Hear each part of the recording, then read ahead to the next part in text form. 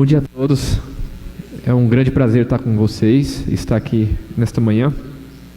E quero agradecer ao reverendo João Pedro, que me fez esse convite, e agradecer o conselho da igreja, na pessoa do presbítero Alex, que ficou em contato comigo esses meses todos para que a gente estivesse aqui. E é um grande prazer, uma grande honra e um grande descanso. Eu agradeço sempre a igreja que me convida por conta disso. A gente conhece irmãos nossos que estão na mesma luta que a gente. Isso nos alivia, nos dá um grande descanso e uma grande alegria também. Eu gostaria de trabalhar com vocês essa manhã uma questão que para mim é de essencial importância, que é o entendimento da nossa fonte de fé, da nossa regra de fé, que é a própria Escritura. Nós temos bons e excelentes argumentos para trabalhar e para pregar o Evangelho a partir da Escritura, daquilo que está na Bíblia. Mas muitas e muitas vezes nós não sabemos falar muito sobre ela, sobre como ela veio estar às nossas mãos, como ela tem autoridade nas suas palavras. O argumento que nós temos muitas vezes é simples, ela é a palavra de Deus, mas nem todo mundo olha a Bíblia como palavra de Deus. E precisamos entender melhor o que significa. E para começar, eu gostaria que a gente abrisse a nossa própria Escritura, a nossa fonte de fé, lá no Salmo 19. Enquanto os irmãos abrem, eu vou apresentar a minha família, porque o reverendo João Pedro pediu para apresentar. Juliana, minha esposa, está aqui de vermelho, dessa jaquetinha vermelha. A Cecília, minha filha mais velha, está com 13 anos já, nem parece. Nasceu ontem, já está com 13 anos. E a Joaninha, minha caçula, com 10 anos, são minhas 3 mulheres. Eu digo que eu sou um homem de 3 mulheres, né? Deus me abençoou bastante, todas muito lindas. E é um grande prazer também de toda a nossa família de estarmos aqui. Nós vamos lá abrir nossa Bíblia no Salmo 19. Salmo que com certeza é bastante conhecido dos irmãos. Salmo 19, Salmo de Davi.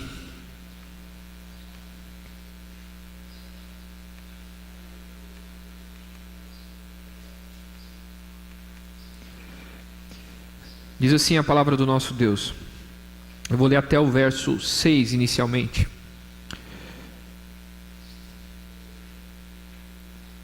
Os céus proclamam a glória de Deus e o firmamento anuncia as obras de suas mãos. Um dia discursa o outro dia, e uma noite revela o conhecimento à outra noite. Não há linguagem, nem há palavras, e deles não se ouve nenhum som. No entanto, por toda a terra se faz ouvir a sua voz, e as suas palavras até aos confins do mundo. Aí pôs uma tenda para o sol, o qual, como noivo que sai dos seus aposentos, se regozija como herói a percorrer o seu caminho. Principia numa extremidade dos céus, e até a outra vai o seu percurso, e nada refoge ao seu calor. Vamos orar mais uma vez ao nosso Senhor? Pai, nos oriente, nos ilumine, ó Pai, nos conduza neste estudo, para que a Tua Palavra e o entendimento do que é a Palavra de Deus, do que é a Escritura, se firme em nosso coração, ao ponto de estarmos prontos para defender a nossa fé, arrazoar com aqueles que militam contra os céus, aqueles que lutam contra o povo de Deus. E também, ó Pai, para que haja convencimento e conversão a partir da nossa boca na ação do Espírito Santo. Eu te peço que o Senhor nos ilumine hoje e em todo o nosso trabalho para o reino do Senhor Jesus Cristo. Em nome de Jesus. Amém. Bom, meus irmãos, por onde que a gente deve começar? Quando a gente discute ou quando a gente conversa sobre a Bíblia, sobre o próprio Senhor. Eu acho interessante a época que a gente vive hoje, onde todo mundo tem opinião sobre tudo. Eu tenho me afastado um pouquinho do Facebook como rede social, porque muitas e muitas vezes eu vejo as pessoas dando opinião e algumas vezes eu fui tentar argumentar e conversar com elas e o negócio ficou feio, porque elas são radicais nas suas opiniões no Facebook. A internet hoje nos deu uma fonte de informação muito, muito forte, né? Nós temos informação, mas essa informação nós não sabemos muito bem de onde ela vem e as pessoas tratam isso como verdade. Quando nós olhamos para isso, qual é a nossa fonte de verdade? Qual que é a nossa fonte de informação? Por onde a gente começa? Alguns anos atrás, quando eu cuidava de uma congregação lá no interior de Goiás, em Barro Alto, a fonte de informação da minha congregação eram as novelas da Globo, né? As mulheres assistiam bastante e eu ainda usava isso bastante como ilustração para tentar compreender o mundo delas. Mas é interessante como as novelas davam informação de o que deveria ser, o que deveria vestir, o que deveria comer e como deveria agir. Alguns usam o telejornal como fonte de informação primária. Mas por onde a gente deve começar? O que define as coisas em nossa vida? Qual é a fonte de informação? É a mídia? É o pastor? É a igreja? É a denominação? O que é a nossa fonte de informação? Por onde nós devemos começar, né? E eu digo para vocês que nenhuma dessas fontes deve ser a nossa fonte primária. Nenhuma dessas fontes deve ser a nossa origem e a nossa base de fé. A nossa informação ela tem que partir de um outro princípio, de um outro começo. Eu preciso definir tudo no meu mundo a partir daquele que criou este mundo. E aqui no Salmo 19 exatamente vai falar sobre isso, que os céus proclamam a glória de Deus e o firmamento anuncia as obras de suas mãos. Quando nós olhamos para tudo que existe, isso teve origem na mão de Deus. E essa própria criação proclama isso, demonstra que esse Deus existe. Portanto, se queremos saber o que significa cada uma das coisas que está ao nosso lado, que nos cercam, nós precisamos observar quem criou, porque essa é a origem e essa é a informação. E aí o texto vem falando então exatamente sobre essa exposição de quem Deus é, que um dia fala sobre outro dia e à noite revela o conhecimento a outra noite, dizendo a nós que o próprio tempo e a própria passagem dos dias vai mostrando que há alguém no controle de tudo isso, sem necessidade de linguagem, sem necessidade de palavras, sem necessidade de som que expresse isso. A palavra de Deus se faz ouvir em toda a terra, sem letra nenhuma. Todo ser humano sabe que Deus existe. Por mais que ele seja ateu, ele na verdade está lutando com uma verdade que está no coração dele. Porque ele é criatura e ele sabe a sua origem. Talvez seja esse o ponto de partida, onde nós devemos conversar com qualquer pessoa. Porque se a pessoa sabe que Deus existe, ela sabe que ela é pecadora também. E aí você tem os dois pontos principais para conversar com qualquer pessoa sobre Deus. Que Deus existe e que nós pecamos contra Ele. Nós nos rebelamos contra Ele. E assim o capítulo 19, o Salmo 19 vem mostrando para a gente essa revelação do nosso Deus. Eu não vou ter tempo para expor todos os versículos, mas eu gostaria de que vocês observassem um detalhe comigo. Do versículo 1 ao versículo 6, como o salmista se refere a Deus o tempo todo? Dá uma olhada aí. Os céus proclamam a glória de Deus, né? A palavra Elohim, né? Deus está aqui. Aí vem um dia, discursa o outro dia, uma noite revela o conhecimento de outra noite, não há linguagem nem há palavras, nele não se ouve nenhum som.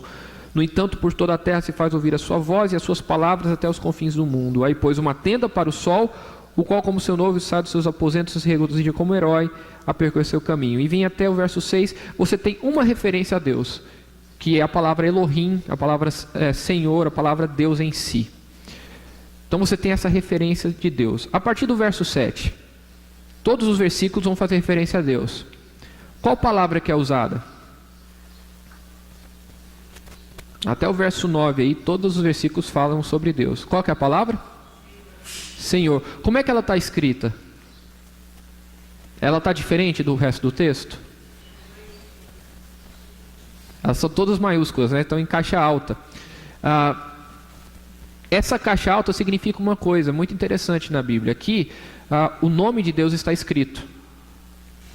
O tetragrama, que é traduzido por alguns por Jeová, mas a melhor tradução seria Yahvé, né? Meu pai, muito curioso com o hebraico, estudante da língua hebraica, sempre creu que a palavra, o nome de Deus se falava Yahvé. Sempre foi ensinado assim em alguns seminários. Mas um dia ele chegou lá no Indianópolis, um dia que ele estava passeando lá, encontrou um judeu ortodoxo e falou: olha, eu sei que você não pode falar o nome de Deus, mas só confirma para mim se eu estou pronunciando certo, porque eu quero saber se é isso mesmo. É Yahvé que se fala? Aí ele confirmou, exatamente. Então Jeová é um problema de tradução. Uma outra oportunidade a gente pode conversar sobre isso. Mas do verso 7 ao verso 9 nós temos Senhor demonstrado aí. É o nome de Deus. Antes disso, até o verso 6, nós temos uma referência a Deus de forma distante. Elohim é o Deus Criador, distante. A partir do verso 7, onde a lei de Deus começa a ser apresentada, o testemunho de Deus começa a ser apresentado, os preceitos de Deus, o mandamento, o temor, os juízos, tudo aquilo que está revelado nas Escrituras. Quando isso é demonstrado, a nossa relação com Deus não é mais de um Deus distante. Agora, a gente usa o nome de Deus.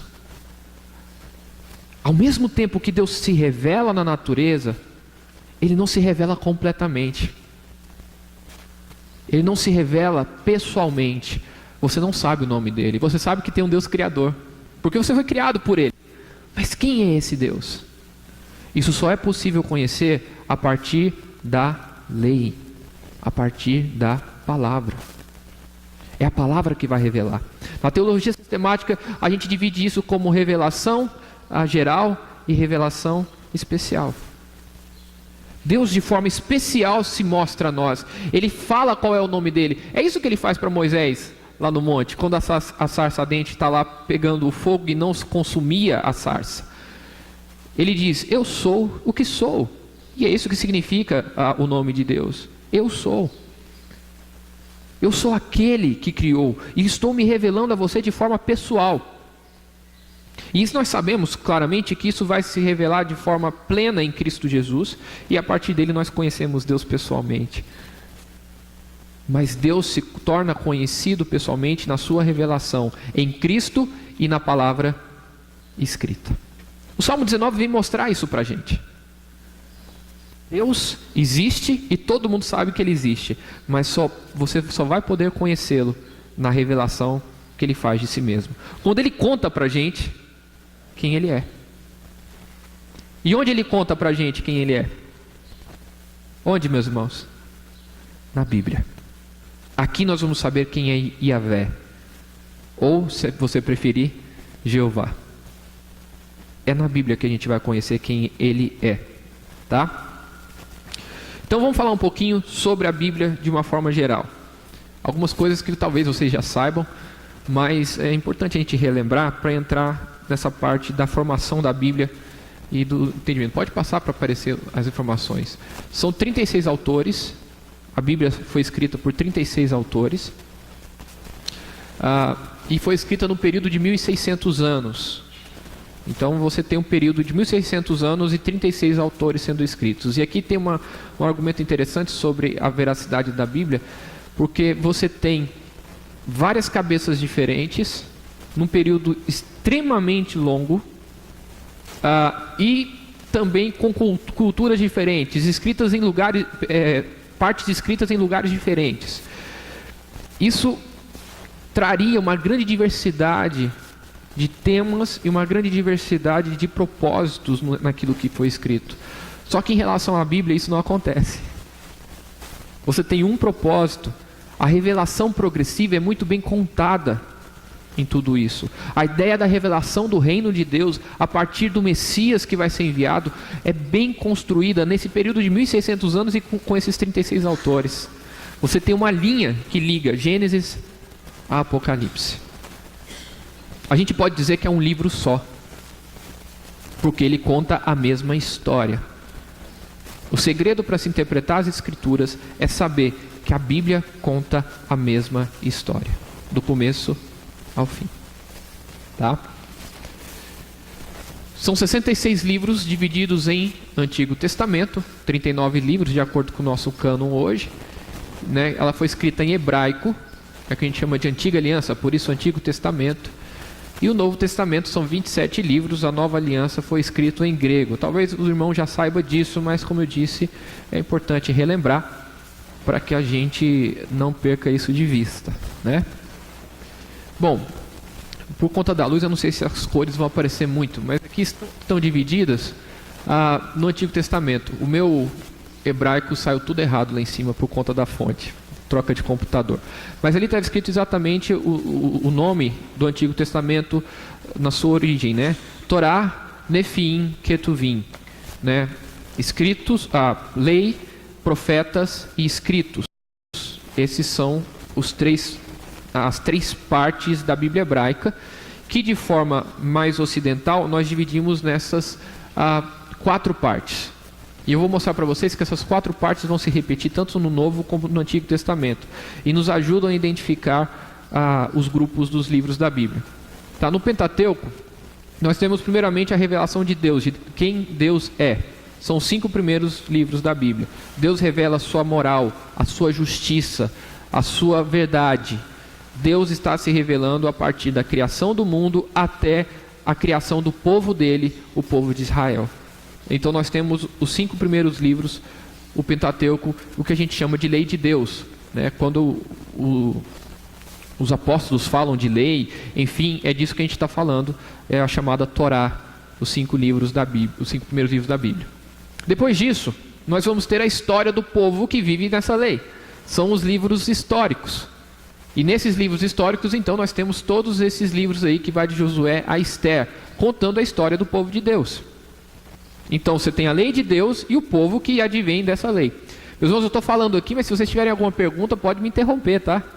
Fiquem à vontade. Eu não sei se você tem esse costume, reverendo, mas fiquem à vontade. Se quiserem fazer uma pergunta, fiquem à vontade. E até bom que a gente desenvolve e eu atinjo melhor a sua dúvida. Então, de Josué a Esther, nós temos os livros históricos. Depois nós temos a expressão desse povo. A expressão de Deus por este povo, que são os livros poéticos. Então você tem toda a história e o que esse povo produziu. A lei de Deus, a origem, a história do povo e logo após a poesia deste povo. A estrutura de ensino desse povo, que era basicamente poética. E nós temos o livro de Jó, a Cantares, que vai exatamente mostrar isso para a gente. E por fim, a revelação de Deus para o futuro, presente e futuro, e a expressão, melhor dizendo, a revelação do reino de Deus. E aí nós temos os livros proféticos, que vão exatamente mostrar isso para a gente. O que é o reino de Deus e qual será a consumação disso? O pessoal acha Apocalipse difícil de estudar, né? É porque a gente não para estudar Daniel. Você tem um livro complicado de estudar, é Daniel, e ele é apocalíptico exatamente como Apocalipse é. E se a gente vai para alguns livros proféticos e algumas partes dentro de Jeremias, Isaías, Ezequiel, enfim, você vai encontrar muitos elementos que estão repetidos em Apocalipse, e você tem ali a ideia apocalíptica e a ideia de revelação do reino de Deus. Então essa é a construção do Antigo Testamento. A revelação de Deus, de quem Deus é, a lei de Deus, a história do povo que Deus escolheu, a expressão do povo que Deus escolheu nas suas poesias e, por fim, a revelação do futuro e do reino através das profecias. Então você tem aí as 4 partes do Antigo Testamento. Quando a gente vai para o Novo, essas partes se repetem. As mesmas 4 partes estão repetidas. E novamente o grego ali saiu meio bagunçado. Rekaine diateke, que significa a nova aliança. Então você tem no Antigo Testamento a lei, os escritos e os profetas, no Novo a nova aliança. Você tem primeiro a primeira parte do Novo Testamento, a revelação de quem Deus é. A partir de quem? Quem é que é revelado para a gente no início do Novo Testamento? Jesus Cristo. E Jesus Cristo, como diz o livro de Hebreus, é a expressão exata de quem? De Deus. Então, se nós temos a lei sendo revelada na primeira parte do Antigo Testamento, na primeira parte do Novo Testamento, nós temos Cristo sendo revelado, a lei de Deus sendo cumprida em em Jesus Cristo, Deus sendo revelado e a lei de Deus sendo cumprida em Jesus Cristo. Então nós temos novamente aí a lei de Deus, ou quem Deus é, a partir do Evangelho, a boa notícia de Deus. A primeira parte se repetindo. A segunda parte é o livro histórico. Quem vem depois do Evangelho? Atos. Atos é o quê? A história do povo escolhido. Nós temos novamente a repetição histórica, da mesma forma que nós temos lá no Antigo Testamento. Depois nós temos a expressão, de forma mais ocidental agora, dissertativa, não tão poética, mas a expressão e a produção do povo de Deus, são as cartas, as epístolas. Se nós temos a poesia lá no Antigo Testamento, no Novo nós temos as epístolas, as cartas. E nós temos então os livros de Paulo, né, as cartas de Paulo e as cartas gerais, que vão compor as cartas de uma igreja. E o final disso termina com qual? Com o livro profético. Novamente a revelação do reino de Deus. Da mesma forma como você tem os profetas no Antigo Testamento, agora você tem um livro profético, que é o próprio Apocalipse, que resume tudo isso na consumação dos séculos. Novamente as 4 partes. Quem Deus é, a história do povo, a expressão do povo e a consumação do reino ou revelação do reino. Legal essa divisão, né?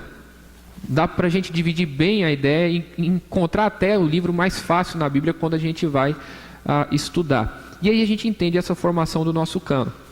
Quando nós olhamos isso, dá para a gente construir historicamente como Deus tem trabalhado na história. Pode passar aí para mim, para a próxima? Nós vemos Deus comunicando conosco de forma direta inicialmente, quando Deus revela a sua lei, e depois no Novo Testamento, quando Deus se revela em Cristo Jesus. Então nós vamos ver isso. Pode passar aí, tem uns efeitozinhos legais aí. Então, revelação de forma direta, aqui nós temos isso de forma clara em Gênesis, quando Deus se revela a Adão. Na virada do dia Deus andava, conversava com Adão, passeava pelo jardim do Éden.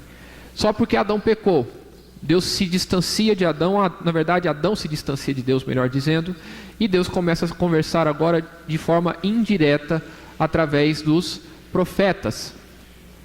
Deus não conversa mais diretamente com o representante da humanidade, Adão. Deus agora conversa através dos profetas de forma indireta. O povo escuta Deus a partir dos profetas. Mas o que aconteceu com os profetas? Tem algum profeta vivo aí? Isaías está vivo? Jeremias? Tem alguém vivo? Não. Não. Eles morreram. E aí eles deixaram para trás o quê? Os escritos, num período de silêncio. Tá?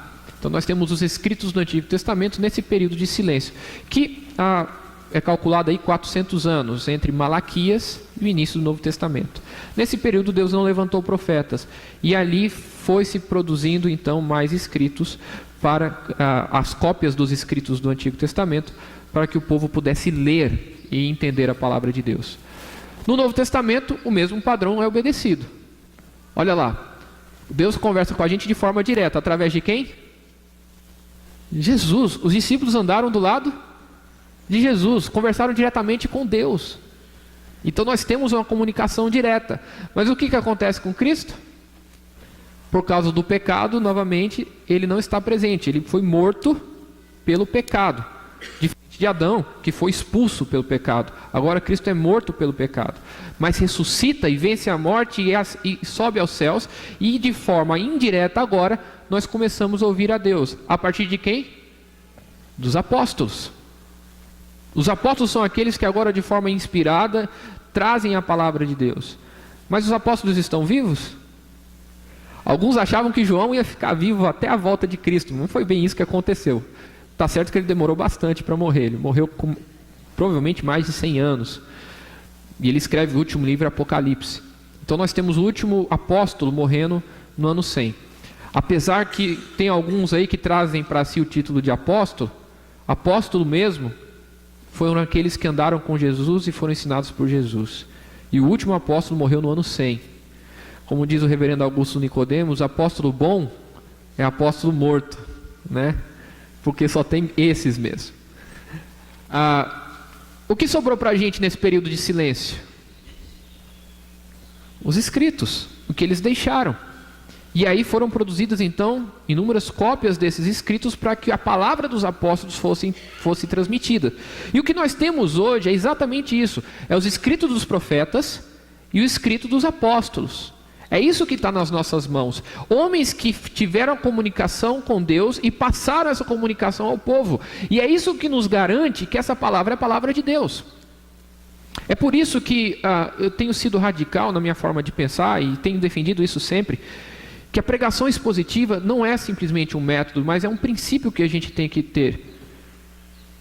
A palavra pregada na busca da intenção de quem escreveu deve ser o objetivo de todo pastor.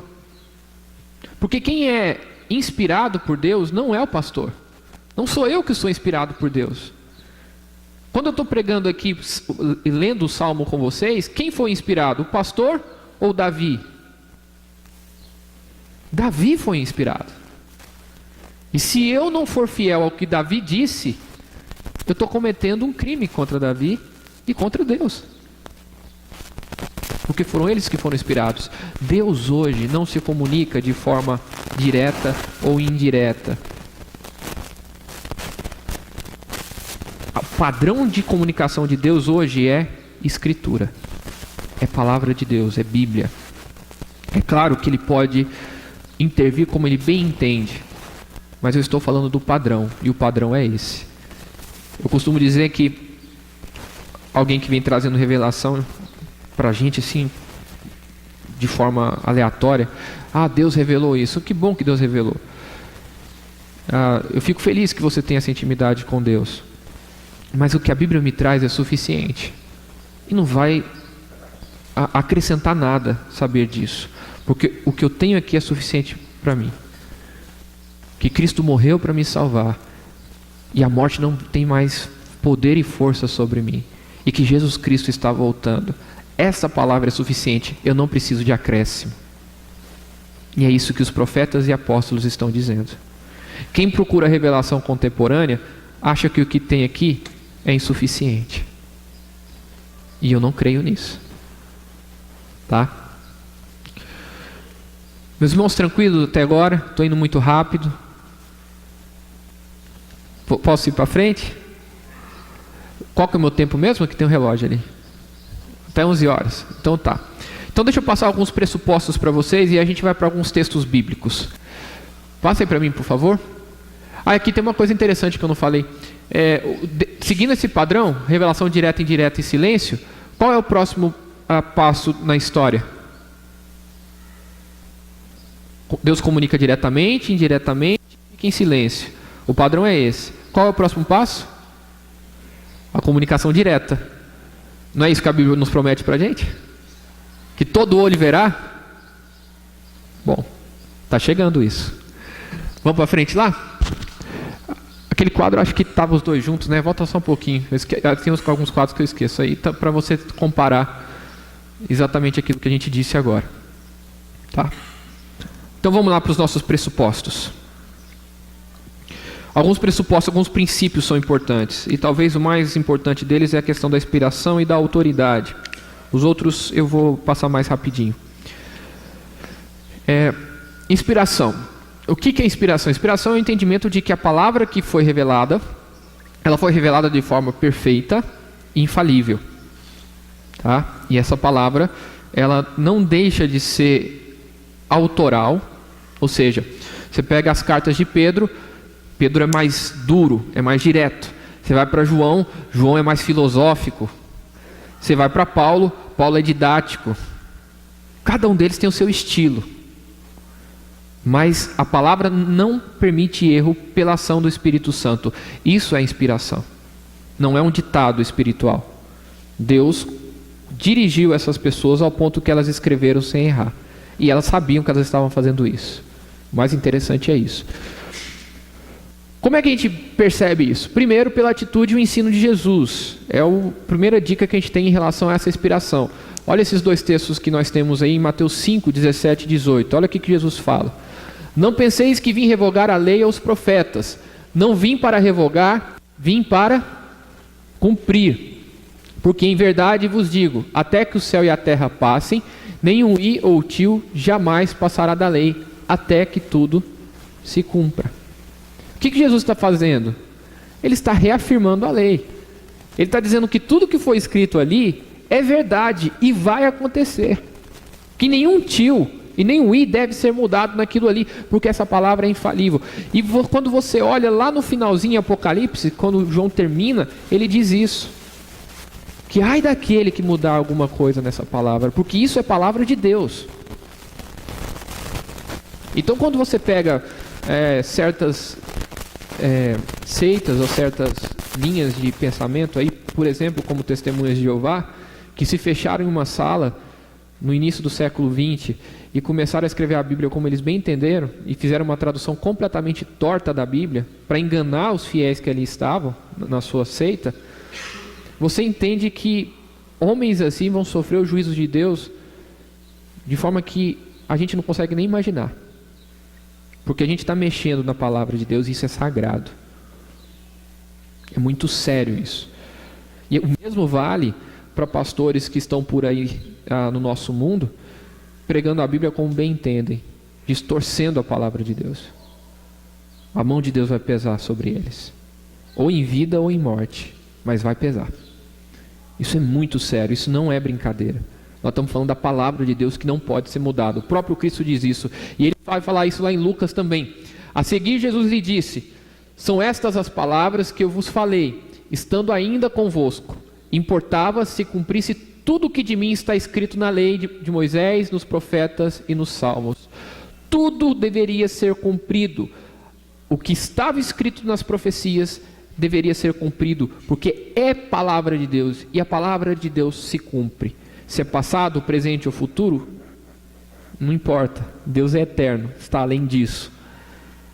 E a palavra de Deus vai ser cumprida. Então, Cristo mostra isso para a gente, a atitude e o ensino de Cristo mostram isso para a gente em relação à inspiração. Passa aí para mim, por favor. A segunda questão são as fórmulas proféticas. Quais são as fórmulas proféticas sempre? Assim disse o Senhor, e o Senhor assim falou, e o Senhor disse. As profecias sempre vêm acompanhado exatamente da revelação de que Deus disse. Se você vai também para Apocalipse, assim você tem escrito. E o anjo falou, e Jesus falou. Então você tem ali uma palavra que, se você não entende como palavra de Deus, você não pode considerar essa palavra como verdade. Nada dela.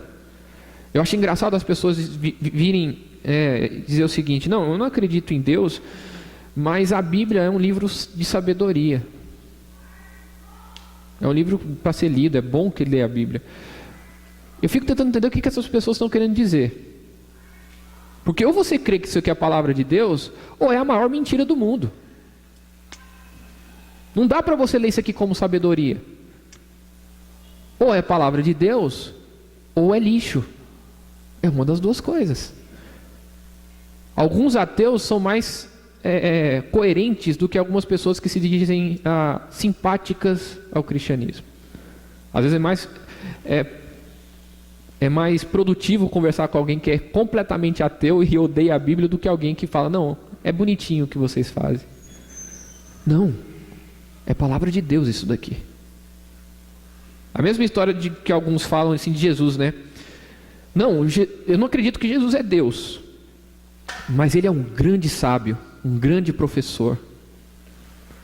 Jesus é um grande mestre, mas não é Deus. Quem é que fala isso, pastor? Os espíritas são os que falam isso o tempo todo. Agora, imagina um professor chegando para você e dizendo o seguinte: eu sou o pão da vida. Quem não comer da minha carne e beber do meu sangue, não será salvo. Imagina um professor falando isso para você. Seria um bom professor? Das duas, uma. Ou ele está falando a verdade, ou ele é um maluco. Não é isso? Que grande professor é esse que está falando que ele é Deus? Ele não é um grande professor, gente. Ele é Deus. Ou então ele é um maluco. É uma das duas coisas. Então, As fórmulas proféticas definem isso. É Deus que está dizendo, ponto final. Ou você crê nisso, ou deixe isso. Tá? A terceira são as citações do Antigo Testamento. Nós temos muitas citações. Eu gosto muito da citação de Hebreus, que cita o Salmo 8, que vai falar sobre o quão nós estamos acima dos próprios anjos agora pela revelação de Jesus Cristo que nos salvou. E você tem várias e várias outras, o próprio Cristo citando o Antigo Testamento e confirmando que a palavra de Deus do Antigo Testamento é palavra de Deus. E essa ligação entre esses dois elementos, essas duas partes das Escrituras, o Antigo e o Novo Testamento, essas citações demonstram a autoridade da Bíblia. E por fim, as referências explícitas, aquilo que é demonstrado de forma explícita que a palavra é inspirada, que a palavra é de Deus. Olha, toda a Escritura é inspirada por Deus, útil para o ensino, para a repreensão, para a correção e para a educação na justiça. A própria Bíblia fala que ela é inspirada. Ela mesma diz que ela é inspirada. Por isso que eu estou dizendo, não tem como ser algo de sabedoria simplesmente, mas é algo que é verdade. Ou então, se você não crê nisso, é uma mentira. Como nós temos esse pressuposto, esse princípio, nós sabemos que isso é verdade, ela é inspirada. Olha o que diz lá, o que Pedro fala na sua carta. Sabendo primeiramente isto, que nenhuma profecia da Escritura provém de particular elucidação, não veio da cabeça de ninguém. Porque nunca jamais qualquer profecia foi dada por vontade humana, não saiu do coração. Então ele usa a questão de mente e coração aqui. Não nasceu no coração de ninguém e não foi construída na cabeça de ninguém. Não é invenção humana. Entretanto, homens santos falaram da parte de Deus, movidos pelo Espírito Santo. Homens escolhidos foram chamados para isso, nasceram para isso, e foram movidos pelo Espírito Santo a ponto de não errar naquilo que escreviam. É isso que nós cremos como palavra de Deus. É isso que nós cremos como inspiração. Tá? E esse é o primeiro pressuposto. Nós temos alguns outros pressupostos que seguem em seguida. A autoridade.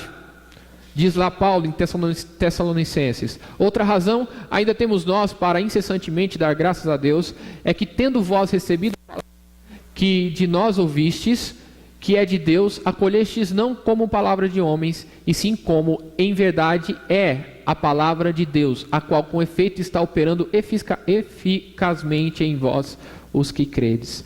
A própria palavra se confirma, e Pedro está dizendo aqui, essa é a palavra de Deus e ela tem autoridade.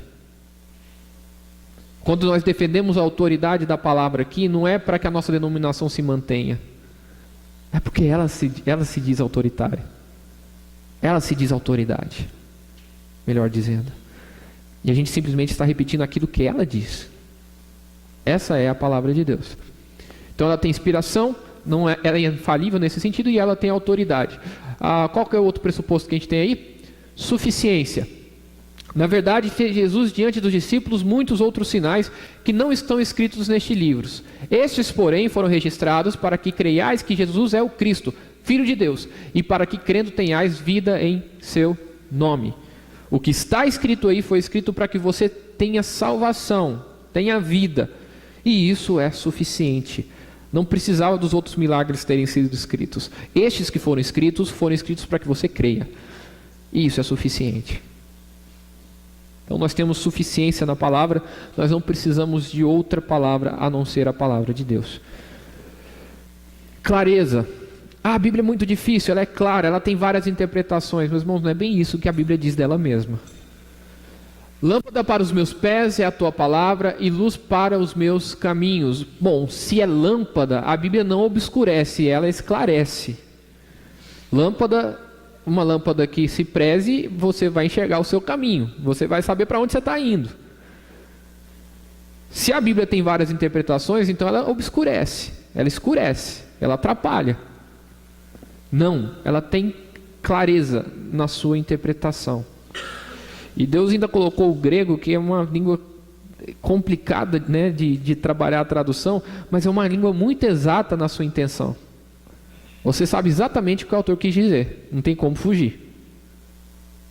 O que está ali é o que está ali, não tem como sair disso. A revelação das tuas palavras esclarece e dá entendimento ao simples. O que o salmista diz? Entendimento a quem? Ao simples. Não é uma coisa para acadêmicos. É uma coisa para todos. Porque se você atinge um simples, você atinge o maior, aquele que é mais estudado. A Bíblia é para o simples. Não é coisa complicada. Nós, na verdade, que complicamos essa situação. A igreja que muitas vezes complica isso. Mas a Bíblia é para o simples. Ela é lâmpada, ela é luz e não trevas. Tá? Ela é clara. E por fim, este é um pressuposto muito interessante que a gente tem que tomar bastante cuidado, e é uma coisa que vale a pena ter uma aula sobre isso, só sobre isso. Depois eu vou deixar esse desafio para o reverendo João Pedro, para vocês, que é a questão da preservação. A Bíblia foi preservada. Nós estamos há 2000 anos depois de Cristo. Quase 2000 anos depois da morte do último apóstolo. Como é que a gente tem essa Bíblia na mão? Como é que a gente tem certeza que essa Bíblia não foi alterada no tempo? Você tem vários e vários manuscritos que provam que essa Bíblia não foi alterada em várias e várias épocas da história. Não há nenhum manuscrito mais copiado e preservado do que a Bíblia. As pessoas que duvidam disso ou tentam tirar a credibilidade das Escrituras, na verdade estão com má fé. Porque elas acreditam em Platão, que não tem 40 escritos preservados, e não acreditam na Bíblia, que tem mais de 5.000 escritos preservados. Como é que eu vou acreditar em Platão e não vou acreditar na Bíblia? Que é da mesma época, as cópias de cada um deles. É só um exemplo que eu estou dando para vocês. A cópia antiga da época da Bíblia que tem mais cópias preservadas, ou o livro que tem mais cópias preservadas, são os livros de Homero. Os livros de Homero têm 645 cópias preservadas. A Bíblia tem mais de 5.000. Então nós temos sim elementos científicos para dizer que a Bíblia foi preservada. Mas fora dos elementos científicos, olha o que o Salmo diz: as obras de suas mãos são verdade e justiça, fiéis a todos os seus preceitos. Estáveis são eles para todo sempre, instituídos em fidelidade e retidão. O Espírito Santo tem guardado isso para nós. Isso é uma ação de milagre, não é uma ação simplesmente humana. Quem gosta de história um pouquinho vai saber dos ataques vikings, por exemplo, na Europa, onde se destruíram muitos e muitos castelos e várias vilas. Era uma época que com certeza a Bíblia ia ser extinta da face da Europa, onde estavam ali os escritos. Mas exatamente nessa época, ou um pouco antes disso, começam-se os movimentos de monastérios, onde os monges se escondiam nas montanhas e nas florestas para se isolar do mundo, para se tornar santos. E exercício diário deles era fazer cópias da Bíblia. Nesses lugares os vikings não chegaram. E a Bíblia foi preservada ali. Coincidência? Não acho. Eu vejo Deus trabalhando em tudo isso. E isso é um dos exemplos que eu posso dar para vocês dentro da história sobre como Deus agiu para preservar as Escrituras. Tá? Então nós temos esses 5 pressupostos que são importantes para entendermos que a Bíblia é autoridade e palavra de Deus. Inspiração, autoridade, suficiência, clareza e preservação. Essas questões nos dão certeza, esses princípios nos dão certeza sobre aquilo que nós fazemos e cremos, tá? Sobre como encaramos as Escrituras e como devemos lê-la também. Esses 5 princípios são importantes, são pressupostos que a gente chama de pressupostos bibliológicos em relação às Escrituras. Se a gente vai estudar a Bíblia, a gente tem que partir daqui. Se você vai para a Bíblia sem esses pressupostos, você não vai conseguir trazer uma interpretação saudável dela. Mas se você tem esses pressupostos, esses princípios, você consegue ler a Bíblia sem problema. Claro que eu estou fazendo aqui um destrinchamento e estou mostrando isso para vocês de forma didática, mas isso está no seu coração, se você crê em Jesus Cristo como Senhor, de forma muito simples. Quando você ouve essa palavra e se emociona com cada letra que está aqui. Você ouve essa palavra e isso te dá clareza na vida. Isso significa que não só o Espírito Santo trabalhou na formação da palavra, mas ele trabalha na sua formação também. Em quem você é. E por isso que a conversão é um grande milagre. E nós cremos nisso. Eu posso dar inúmeros argumentos aqui, mas se o Espírito Santo não trabalhar no seu coração, nenhum deles vai ser válido. E eu creio nisso. Esses pressupostos já estão no seu coração. Eu só estou aqui tentando fazer com que você tenha uma construção mais didática na sua cabeça, até para você ter uma conversa depois com alguém que tenha curiosidade. Eu acho que é um dos objetivos, né, reverendo, da escola dominical. É nos dar ferramentas, nos dar armas para razoar sobre a nossa fé, como Pedro disse que a gente tem que fazer. Dar razão à nossa fé. Bom, nós temos 15 minutos. Alguém tem alguma pergunta até agora? Sim.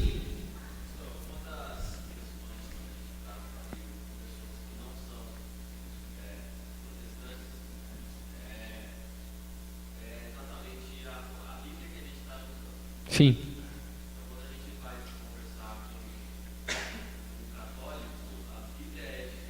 Sim. E aí acho que o primeiro embate é exatamente por que eles têm coisas que nós não temos. Aí eu já tive que conversar com um católico que na primeira conversa ele falou, mas depois ele foi se orientar com o padre. E aí ele veio bem armado para fazer aquilo que eu falava. Certo. Então acho que é importante a gente ter essa noção de também Sim. que eles têm e a gente não. Especificamente sobre os livros católicos, né? E aí a gente pode falar um pouquinho das outras traduções. Eu acho até que tem um slide para frente que mostra isso. Você passa aí para mim, por favor? Vamos ver se a gente chega lá. Essa parte pode passar. Pode passar aqui. Aí está a aula completa. Na verdade, são 3 aulas que estão aqui nesse slide. Pode passar, pode passar. Lá para frente. Para frente, para frente. Mais um pouquinho, mais um pouquinho. Pode ir, pode ir. Aí, pode voltar. Volta um. Isso aí. Vou deixar aqui que aí vocês vão acompanhando enquanto eu falo. Isso a gente tem que ir um pouco para a história, para compreender isso daí, tá? Quando a gente vai para a primeira tradução popular da Bíblia, nós temos que voltar lá para o ano 490, 496, quando Jerônimo, chamado São Jerônimo pela Igreja Católica, um homem que nós provavelmente vamos ter o prazer de conhecer quando Jesus voltar, porque era um homem crente em Cristo Jesus mesmo. E ele tinha, então, a intenção de fazer a Bíblia ser popular, levar a Bíblia à mão da população. Então ele pega a Bíblia no grego e no hebraico, no seu original, e faz a tradução vulgar, ou conhecida como Vulgata, que é a tradução latina da Bíblia. Então que era a língua falada, né? Era a língua comum da época. Então ele traduz para o latim. Nessa tradução que ele faz, ele traduz os 39 livros, mas no Antigo Testamento ele traduz mais 7 livros que fazem parte da tradição judaica, mas não do cânon judaico. O que é o cânon? O cânon é a coleção de livros sagrados. Mas havia 7 livros que foram escritos nos 400 anos de silêncio. Lembra dos anos de silêncio que eu falei? Entre Malaquias e Mateus? Nesses 400 anos, a história continuou. E pessoas continuaram a escrever, mas não livros inspirados e nem reconhecidos pelos judeus. Quem é o povo que tem autoridade? Quem é o colégio que tem autoridade para dizer para a gente quais são os livros sagrados do Antigo Testamento? É a igreja cristã? Não. Quem tem autoridade para falar para a gente quais são os livros sagrados do Antigo Testamento são os judeus. Porque eles foram aqueles que conduziram essa palavra durante a sua história. E para eles é muito claro, são os 24 livros. Espera aí, pastor, como aí? 24 livros, não são 39? Não, é porque eles juntam 1 Reis, 2 Reis como um. 1 Crônicas, 2 Crônicas como um só. Eles pegam Esdra e Neemias, é um livro só. Os 12 profetas menores um livro só. Por isso que dá 24, mas são os mesmos 39 com uma divisão diferente. Quando você vai para a Bíblia judaica, são esses os livros que estão lá. Só porque o que Jerônimo pensou? Bom, esses livros, esses 7 livros, têm sido usados durante a história pelos judeus. E são importantes eles entrarem nessa tradução que eu estou fazendo. Então ele traduz os 39 livros e traduz os mais 7 livros. Só porque ele escreve, dentro da sua introdução, dentro do seu prefácio lá, o chamado Prólegos Galeatos. Isso está na Vulgata original. Se você tiver a oportunidade de pegar uma para ver, vai estar escrito lá. Prólegos Galeatos ou Prólogo Galeato, se você preferir. Que diz o seguinte: estes livros não são livros canônicos, não são livros sagrados. Eles estão aqui para informação. São livros tradicionais dos judeus. Estão traduzidos, mas estão aqui para que a gente entenda melhor. E isso foi para a Vulgata. A Igreja Católica nunca considerou esses livros sagrados, porque o doutor da Igreja Católica, são 4 doutores, um deles dizia claramente: estes livros não são canônicos. Estes livros não estão no cânone judaico. Os judeus não consideram como sagrados. Então a gente também não. Mas estavam lá na Vulgata. A Igreja Católica sempre considerou desse jeito. E assim a Reforma Protestante também considerou. Porque Lutero não nasceu protestante. Lutero era o quê? Católico. Conhecia a Vulgata. E respeitava a Igreja Católica ao ponto de não querer separar dela. Ele criticava os problemas que a Igreja estava sofrendo, só que a Igreja o expulsou. Calvino quis, durante a sua vida, reunificar a Igreja, porque entendia que a Igreja tinha que ser uma só. E este é o princípio que, por exemplo, nós temos como presbiterianos. Entendemos que somos uma igreja só. Então, a ideia sempre foi essa. Só porque em 1546, a Igreja Católica, para reagir à Reforma Protestante, começa o chamado Concílio de Trento. E no Concílio de Trento, então, começa-se a haver decisões chamadas decisões de contra-reforma. E uma das decisões de contra-reforma foi estabelecer de forma definitiva o cânon. E uma das coisas que eles pensaram foi o seguinte: Lutero, quando fez a tradução para o alemão, excluiu 7 livros. Uma das formas de nós diferenciarmos de Lutero é exatamente mantermos esses 7 livros e considerá-los canônicos. Então, o cânon da Igreja Católica hoje foi formado em 1546, entre 1546 e 1564, que foi a duração do Concílio de Trento. E aí a Vulgata se tornou a Bíblia oficial, a Bíblia Sagrada. A Vulgata e não os originais no grego e no hebraico. Por que a Bíblia da Igreja Católica tem 7 livros a mais? Porque o Concílio de Trento determinou que ali tivesse 7 livros a mais, que estavam ali por tradução de Jerônimo. Essa é a história. Qual que é a argumentação que a gente pode dar em relação a eles? Beleza, vamos estudar na sua Bíblia. Traga a sua Bíblia católica, vamos fazer um estudo bíblico nela. Não tem o menor problema. Que a Bíblia católica vai falar contra a Igreja Católica também. Os 7 livros não dão base para o que eles fazem de errado. Então, geralmente, meu irmão, quando vem com essa discussão para mim, eu digo o seguinte: não tem problema, eu aceito a sua Bíblia. Vamos ler ela. Argumentos para mostrar que aqueles livros não têm autoridade são muitos. Eu posso aqui mostrar para vocês, inclusive esse que é esse histórico. Eu contei a história para vocês do porquê dos 7 livros lá. Mas tem argumentos exegéticos no próprio livro. O livro de 2 Macabeus, no final do livro, diz o seguinte: se alguma coisa que eu escrevi aqui está errada, claro que eu estou parafraseando, não está bem assim, mas está lá no final do livro. Se alguma coisa que eu escrevi aqui está errada, eu peço perdão a todos que estão lendo esse livro. Esse livro tem autoridade de palavra de Deus? Não tem. Ele mesmo está tirando a autoridade do livro. O livro de 2 Macabeus. E você tem várias outras questões que você pode pegar nesse livro, que você vai ver que eles são diferentes dos livros da Bíblia. Eles não têm aqueles pressupostos que nós colocamos. Eu não sei se eu consegui responder para você do jeito que você queria, mas essa história mostra para a gente por que eles têm esses 7 livros a mais, mas que não atrapalham a nossa evangelização. A gente pode usar essa Bíblia, não tem problema, tá? E é assim que geralmente eu faço com os católicos. Estudo na Bíblia deles, que não tem problema, tá? O nosso cânon, ele é formado pela decisão da igreja primitiva, ou a igreja, início da igreja considerada igreja católica, que não era simplesmente romana, era a igreja católica que envolvia todas as grandes igrejas que existiam no mundo. Se eu não me engano é o Concílio de Calcedônia que faz isso.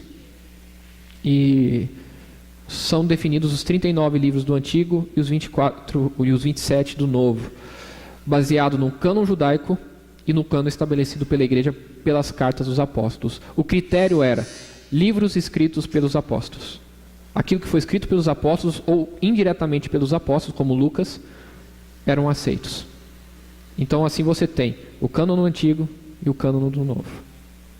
Certo? Mais alguma pergunta?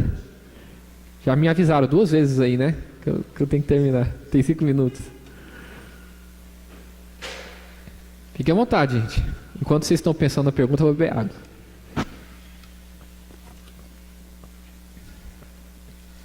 Nenhuma pergunta? Vocês já devem ter ouvido isso, né? De algum professor. Se não tem pergunta, ou entenderam tudo, ou não entenderam nada. Espero que vocês tenham entendido tudo. Então tá bom. Aqui tá os 7 livros, né? Tobias, Judite, Baruque, Eclesiástico, Sabedoria de Salomão e 1ª e 2ª Macabeus. Só passa o próximo aí, que é interessante uma questão. Aqui estão as principais traduções, tá? Que nós temos.